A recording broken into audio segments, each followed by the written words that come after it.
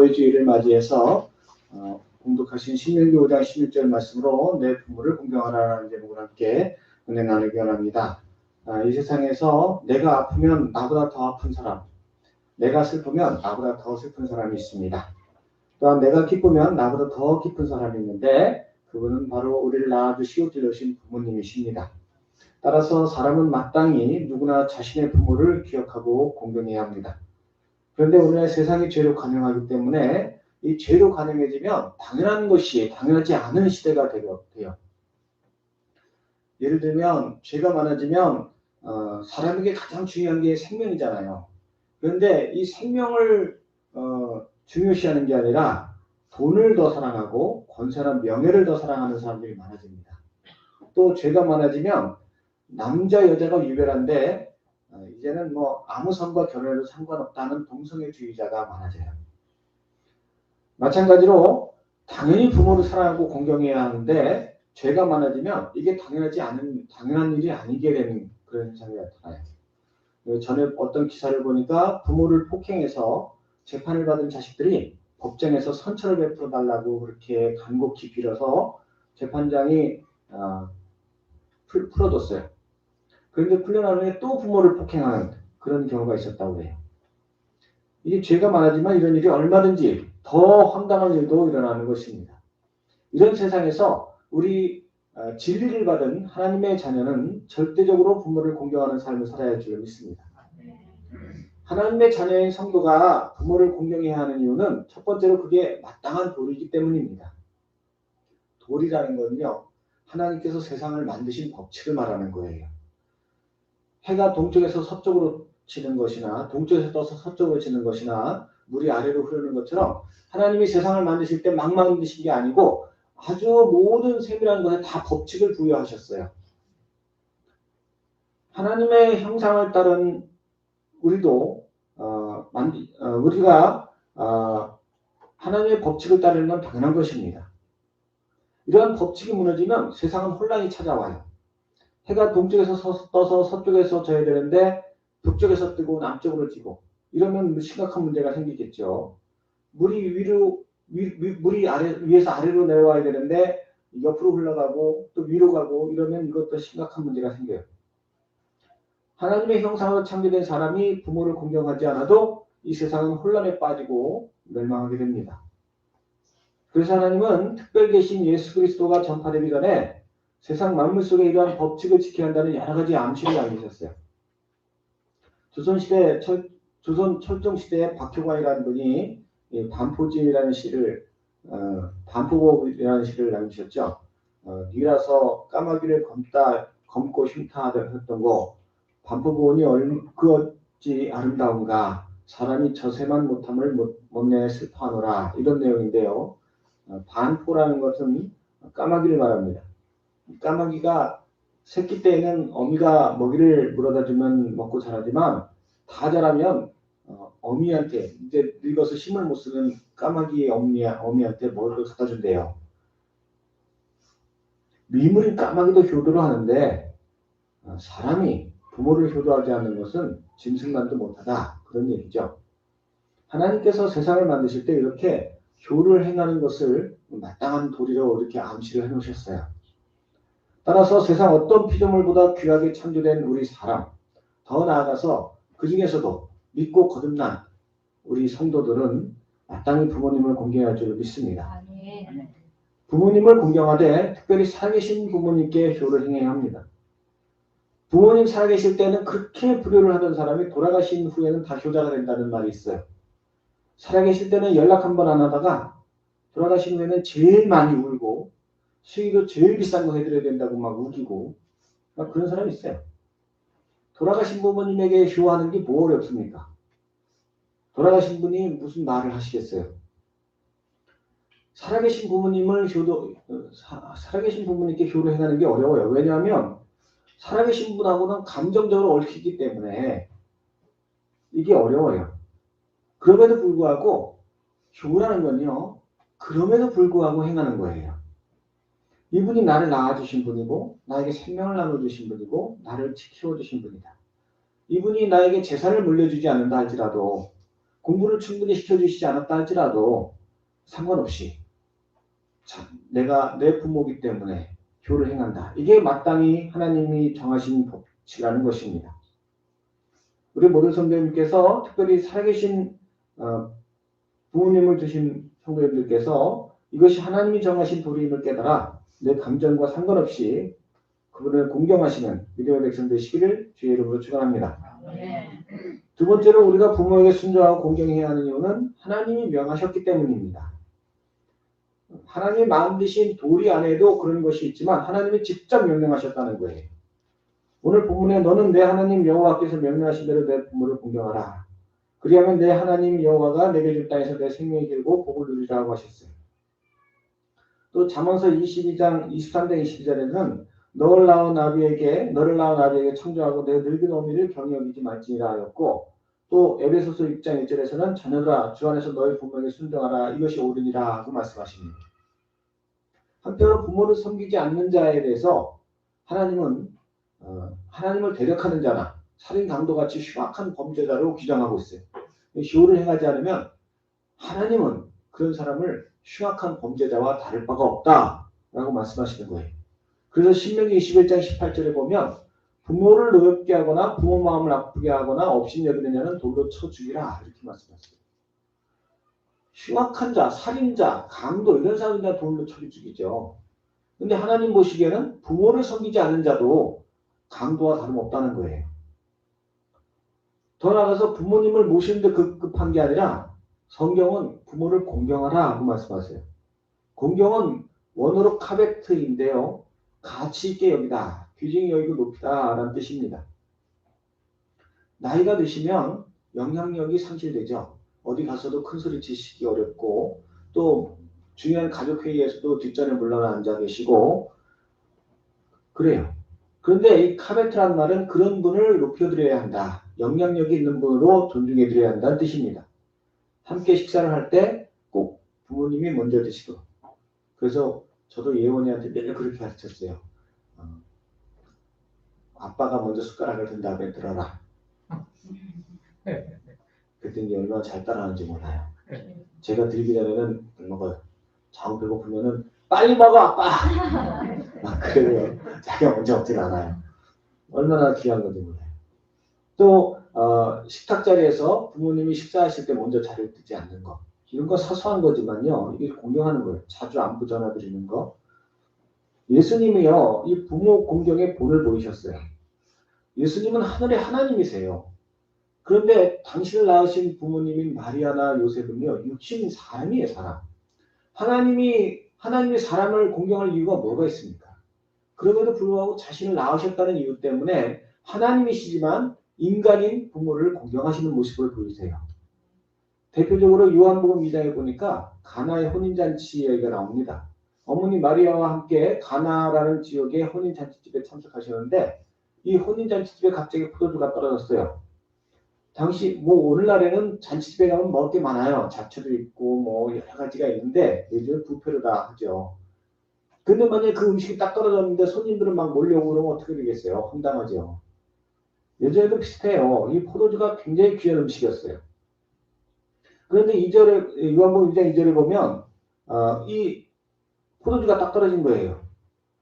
그런데 이 혼인잔치집이 예수님의 어머니 마리아의 친척집인 것 같아요. 많은 성경학자들이 그렇게 얘기해요. 그러니까 예수님의 어머니 마리아가 야 포도주가 없다. 어떡하니? 친척집인데 친척이 포도주가 없어서 막 쩔쩔매는 걸 보니까 어떻게든 도와주고 싶은 거죠. 그러자 예수님께서 4절 말씀에 이르시되 여자여 나와 무슨 상관이 있나이까 내 때가 아직 이르지 아니하였나이다 거절합니다. 예수님이 기적을 행하실 때는 꼭 전도를 하시거나 하나님의 영광을 나타내거나 꼭 필요할 때 이럴 때만 기적을 행하셔요. 기적을 아무 때나 행하시는 게 아니에요. 근데 이 잔치집에서 포도주 만들어주는 거는 그런 거하고 상관이 없잖아요. 그러니까 예수님께서 거절하십니다. 이건 내 때가 아니니까 나와는 상관이 없는 문제니까 나는 개입을 하지 않겠습니다. 그럼에도 불구하고 5절에 보니까 마리아가 그 집 하인들에게 이르되 너희에게 무슨 말씀을 하시든지 그대로 하라 하면서 그냥 예수님의 의견과 상관없이 하인들에게 말을 해버려요. 그러자 예수님께서 마지못해 그들에게 돌 항아리에 들어있는 물을 잔뜩 붓고 그것을 떠다가 주라. 그래서 그 돌 항아리 속을 물을 전부 포도주로 바꾸십니다. 예수님의 입장에서는 이게 뭐 어떤 기적을 행할 상황은 아니지만 어머니를 공경하기 때문에 그 말씀대로 행하신 거예요. 또 요한복음 19장 26절에 보니까 십자가 위에서 마지막 숨을 거두실 때에도 예수께서 자기 어머니와 그 사랑하시는 제자가 곁에 선 것을 보시고 어머니께 말씀하시되 여자여 보소서 아들이니이다. 그리고 또 제자에게 이르시되 보라 내 어머니라 하신데 그때부터 그 제자가 자기 집에 모시니라 하고 했어요. 십자가에서 죽어가는 사람이 뭔 생각을 하겠어요. 당장 아파서 지울 수는 꼴딱 넘어갈 지경인데. 그런데 그 순간에도 예수님은 혼자 남으실 어머니를 바라봤어요. 이 어머니를 어떻게 하고 내가 이제 사명을 마치는데 뭐 다시 부활하신다고 해도 하늘로 올라가셔야 되잖아요. 그래서 예수님께서 요한을 바라보고 요한이 이제 그때 당시는 제자 중에 가장 어려요. 그리고 예수님 보시기에 가장 사랑이 많은 제자예요. 그러니까 어머니를 맡기기에 가장 적합한 제자라고 생각하신 거예요. 그래서 어머니를 모셔라. 이렇게 자기가 그렇게 고통스러운 순간에도 어머니의 여생을 맡기는 것을 볼 수 있어요. 이 공경의 모습이죠. 우리도 예수님을 따르는 제자로서 예수님이 행하신 그 길을 그대로는 못해도 흉내라도 내야 할 줄로 믿습니다. 이 부모님을 이 세상에서요 정말 마음으로 행해야만이 효과를 볼 수 모든 일이 그렇죠. 공부를 해도 책상 앞에 앉아 있기만 한다고 되는 건 아니잖아요. 내가 마음을 모아서 공부를 해야 되고 그래야 성적이 오르죠. 운동을 할 때도 뭐 대충 흉내만 내갖고 되는 게 아니라 마음을 다해서 운동을 해야 근육도 붙고 운동 체력도 빠지고 해요. 그런데 이 부모를 공경하는 건 흉내만 내도 복을 받습니다. 예수님이 하신 거를 그대로 따라만 해도 우리는 복을 받아요. 흉내라도 내시기 바랍니다. 네. 이런 얘기가 있어요. 조선시대에 어느 임금님이 서울을 떠나서 지방을 순례를 하게 됐습니다. 그래서 곳곳에 방을 붙이고 임금님이 오신다고 소문이 났어요. 지금은요 볼거리가 참 많지만요 예전에는 볼거리가 별로 많지가 않아요. 맨날 들이고 산이고 뭐 다 똑같은 풍경이고. 근데 예수님의 예수님이 아니고 전화벨을 때 헷갈렸습니다. 임금님의 행차는요 이렇게 볼거리가 없는 사람들한테 큰 볼거리예요. 막 화려하지요. 앞에서 음악을 불죠. 뭐 말 타고 군관들이 앞장서죠. 뭐 따르는 시종들의 복색은 또 얼마나 멋있어요. 그 모습을 보면 우리 조선이 이렇게 위엄이 있구나. 우리나라가 이렇게 훌륭한 임금님을 모시고 있구나. 이런 구경거리가 되는 거예요. 그런데 임금님이 오신다는 소문이 났는데 어느 집에 나이 많은 노모가 병석에 오랫동안 누워 계셨어요. 임금님이 오신다는 소식을 듣고 아들에게 부탁하기를 이 나라 백성으로서 임금님의 용안을 좀 한번 봤으면 좋겠다. 참 애국자신가 봐요. 그 마지막 소원이라고 하면서 꼭 보게 해달라고 그랬어요. 그 효자인 아들이 임금님 오시는 날에 그 노모를 등에 업고 56길을 걸어가서 근데 사람들이 너무 많이 몰려 있으니까 길가에 노모를 등에 업고 까치발로 이렇게 섰어요. 근데 아무리 어머니가 가벼워도 사람이 까치발로 서 있는 건 힘든 일이잖아요. 그러니까 이제 서 있으면서 얼굴이 좀 이렇게 힘이 든 표정을 짓고 있었는데 임금님이 오시면서 보니까 다들 환호하면서 막 웃고 막 임금님 뭐 이렇게 막 하는데 어떤 사람은 이렇게 얼굴을 이렇게 찡그리고 있는 거예요. 저 사람은 왜 얼굴을 찡그리고 있냐? 이리 와보라 해야. 그래서 앞으로 불려 나왔어요. 왜 얼굴을 찡그리고 있냐? 그랬더니 어머니가 죽을 죄를 졌다고 저 때문에 그렇게 됐다고 아들도 뭐 이제 자초지종을 얘기했어요. 그랬더니 임금님이 듣고 참 기특한 효자다. 그러면서 그 자리에서 금 100냥과 쌀 한 섬을 선물로 주었답니다. 근데 이 소식을 들은 불효자 하나가 자기도 돈을 벌고 싶어서 보고 싶지 않다는 어머니를 억지로 들쳐업고 길가에 나가서 왕을 냈어요. 그 자기도 이제 어머니를 등에 업고 있으니 얼마나 힘들어요. 인간의 찌끄리. 그러니까 임금님이 또 그 모습을 보고 다시 불렀어요. 그리고 이제 이 얘기를 듣고는 그 사람에게도 그 100냥을 내려줘라. 그래서 100냥의 상을 받았어요. 근데 주변에 있던 신하들이 아니 임금님 저놈은 불효자입니다. 돈이 탐나서 하는 짓이니까 저거는 벌어줘야 됩니다. 그랬답니다. 그랬더니 임금님 말씀하시기를 효도는 흉내만 내도 좋은 것이다. 저 사람의 의향은 어땠든지 간에 어쨌든 그 어미가 임금님의 행차를 보지 않았느냐. 그런 거로 상을 줘라. 이렇게 했다고 해요. 그래서 그 상을 받은 사람이 나중엔 뉘우치고 진짜 효자가 됐다고 합니다. 이 말 무슨 말씀이냐면 효는요. 따라만 해도 복을 받는 거예요. 내 마음이 진심이 아니라 할지라도 그냥 행하기만 하면 복을 받아요. 이런 일이요. 이 얘기뿐만 아니라 주변을 살펴보면 어떻게든지 부모님 모시고 부모님을 막 갖다 버리는 사람도 많은데 어떻게든지 그래 내가 모신다. 뭐 구박을 하더라도 구박하면 안 돼요. 모시고 사는 사람들은 복을 받아요. 제가 이번에 어버이 주간을 맞이해서 인천에 올라갔는데 어머니하고 그 다음에 우리 저기 사촌 그 어머니가 그 어머니 남동생의 부인 이거 어떻게 되는 거죠? 하여튼 매제, 네?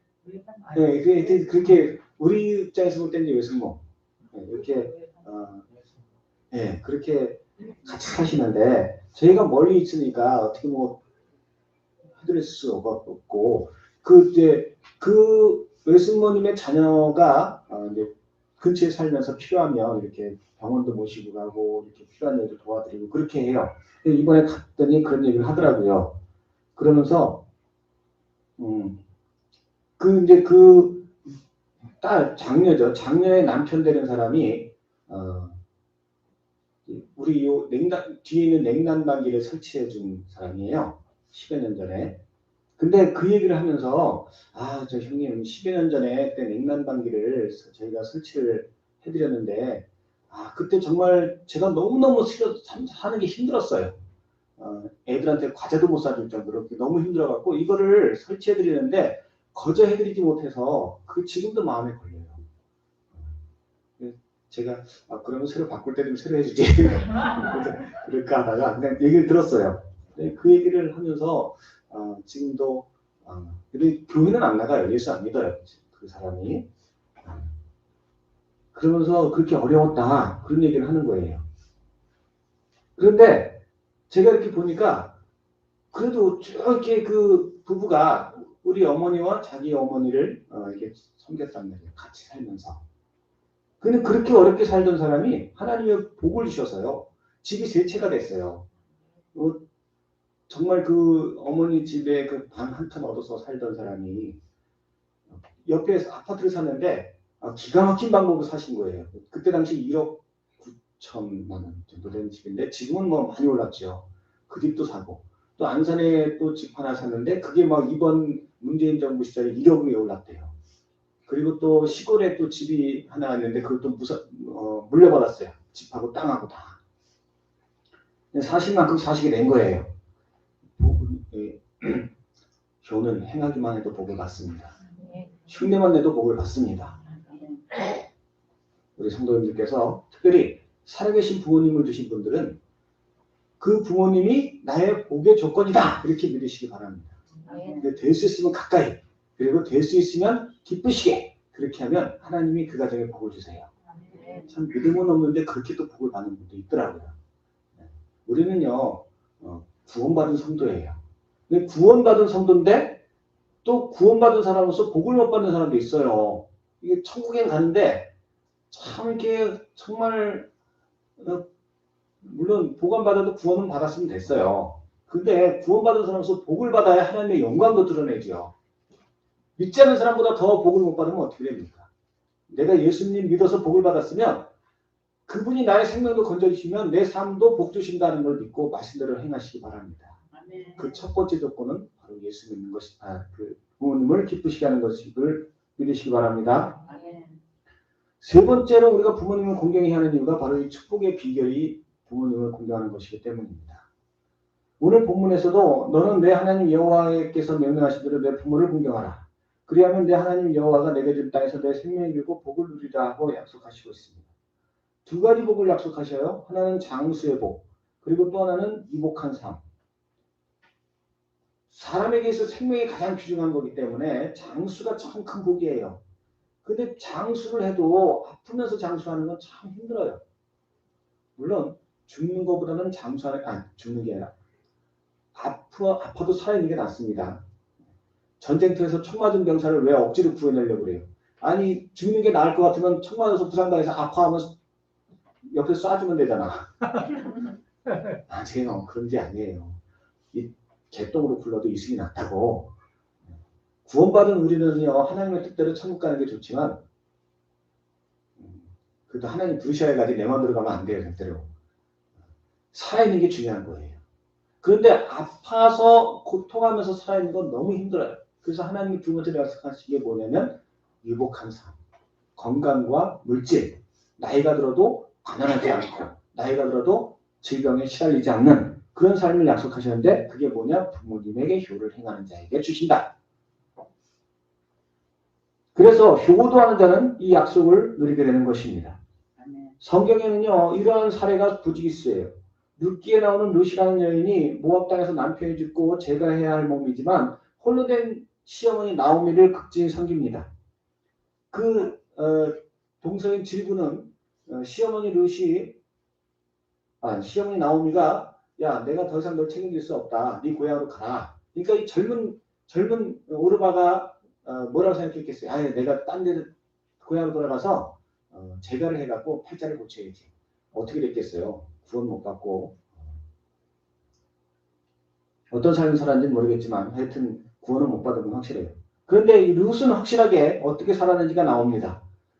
자기는 재가하고 뭐고 다 필요 없고 어머니 나오미를 섬기겠습니다. 어머니의 고향이 나의 고향이 되고 어머니의 백성이 나의 백성이 되겠습니다. 아니 남편이 죽었는데 자기 고향으로 돌아가는 게 낫지. 어떻게 생판 얼굴도 모르는 낯선 타향으로 가서 시어머니를 모시겠다고 참 요즘에 많은 젊은 여인들이 그러잖아요. 시자도 싫다고. 시어머니 고향을 가서 시어머니를 섬기겠다고. 이게 마귀 역사하는 거예요. 복을 못 받게 하려고.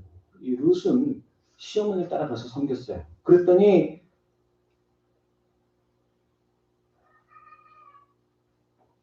하나님께서 유력자인 보아스를 만나게 하셔서 엄청난 복을 받습니다. 여자 팔자는 두레박 팔자라고 좋은 남편 만나는 게 참 중요하죠. 보아스라는 사람을 만나서 엄청난 복을 받습니다. 더군다나 예수님의 족보에 오르는 축복을 받게 됩니다. 또 성경에 예레미야 35장을 보면 레갑 자손이라는 사람들이 나와요. 이스라엘 왕 여호야김 왕 때에 하나님께서 레갑 자손을 시험하시니 예레미야를 통해서 그들에게 방으로 불러서 원래 골방에다 이렇게 숨겨놓고 포도주를 줘라. 왜냐하면 레갑 자손들이 포도주를 안 먹어요. 그러니까 이 사람들이 주변 사람들 눈치를 보라 안 먹는 게 아니고 그런 아무도 안 보는 데서 이 포도주가 맛있는 거니까 먹어봐. 아무도 안 봐 여기 아무도 없어. 그리고 한번 권해보라는 거예요. 그랬더니 당연히 거절합니다. 그리고 왜 그렇게 안 먹느냐 했더니 예레미야 35장 6절 7절에 우리 조상이 포도주를 먹지 말라 했기에 마실 수 없습니다. 거절해요. 살아있는 부모도 아니고 오래전 조상이 하신 말씀인데 자손 대대로 그 말씀을 준행하며 살아왔다는 것입니다. 예레미야 35장 19절을 보니까 이때 하나님께서 크게 기뻐하시고 온 백성 앞에서 그러므로 만군의 여호와 이스라엘 하나님께서 이와 같이 말씀하시니라 레갑의 아들 요나단에게서 내 앞에 설 사람이 영원히 끊어지지 아니하리라 하시니라. 축복하십니다. 이 레갑과 그 후손들이 지금도 살아있다고 해요. 러시아에 가면 코카소스라는 지역에 사는 사람들이 바로 이 레갑 자손의 후손이라는데 이 코카소스 지방은 지금도 100살이 넘는 사람들이 수도 없다고 그래요. 세계 3대 장수 마을이라고 합니다. 이렇게 부모를 잘 섬기면 하나님은 반드시 복을 주십니다. 그러므로 부모님이 살아계신 분들은 이거를 통해 내가 꼭 복을 받아야 한다는 각오로 잘 섬겨야 할 줄로 믿습니다. 왜냐하면 이 세상의 죄로 관여하면 사람들이 복을 못 받아요. 복을 받지 못해서 고통스러워요. 나라는 발전하는데 굶는 사람들이 더 많아져요. 물질은 풍성해지는데 뭔가 이렇게 늘 허전한 게 점점 더 많아져요. 손에 쥐는 건 별로 없어요. 뭐 이게 숫자는 많이 올라가는 것 같은데 내 마음은 늘 곤고해. 그리고 불안해. 그리고 이렇게 염려와 근심이 많아. 이게 복이 없다는 증거예요. 눈에 보이는 게 있든지 없든지 내 안에 풍성함이 있는 게 복 받은 거예요. 복이라는 건 주관적인 거예요. 내가 기쁘고 내가 행복해야 복이지. 뭐 아무리 많아도 이건 내 것이 아니야. 다 빚이야. 뭐 이러면 그건 복이 아니죠. 세상에 죄가 많아지면 이런 현상들이 나타나요. 우리 믿음의 성도는 우리가 먼저 복을 받아서 그 복을 나눠주는 사람이 되어야 합니다. 아멘. 따라서 성도는 의무로서가 아니라 권리로서 내가 먼저 하나님으로부터 복받기 위해서 부모님을 잘 섬기고 공경해야 하는 것입니다. 하나님의 약속이 있는 첫 번째 계명, 반드시 이것은 내가 복을 주리라 하신 그 약속이 바로 부모님을 잘 섬기는 거예요. 내가 복을 잘 받아서 내가 풍성해져서 내 형제에게도 나눠주고 내 자녀들도 잘 양육하고 내 이웃들도 나눠주고 그래서 저 사람이 도대체 어떻게 저렇게 복을 받았어? 그럼 바로 하나님이 나에게 복을 주셨는데 부모님을 잘 섬겨서 그래. 라고 증거할 수 있어야 한다는 것입니다. 그럼 부모님이 안 계신 우리 어르신은 어떻게 해야 복을 받습니까? 하나님을 잘 섬겨야 합니다. 육신의 부모도 그러하다면 영적인 부모인 하나님은 더더욱 잘 섬겨야 할 줄로 믿습니다. 하나님은 우리 창조주십니다. 로마서 1장 20절에 보면 창세로부터 그의 보이지 아니하는 것들 곧 그의 영원하신 능력과 신성이 그가 만드신 만물에 분명히 보여 알려졌나니 그러므로 그들이 핑계하지 못할지니라고 했어요. 그런데 세상이 죄로 관영하면 이 부모를 섬기는 것이 마땅한 것이 아닌 것처럼 사람들이 이 당연히 보이는 하나님을 부정하죠. 하나님을 알되 영화롭기도 아니하며 감사하지도 아니하며 오히려 그 생각이 허망해지며 미련한 마음이 어두워졌다. 하나님을 두려워하지 않게 됩니다. 그래서 복과 상관이 없게 되는 거예요. 믿음의 성도는 육신의 부모를 잘 섬겨야 되고 또 육신의 부모님이 안 계신 분은 하나님을 잘 섬겨야 합니다. 육신의 부모님만큼 하나님을 잘 섬기고 주의 종을 잘 섬기시기 바랍니다.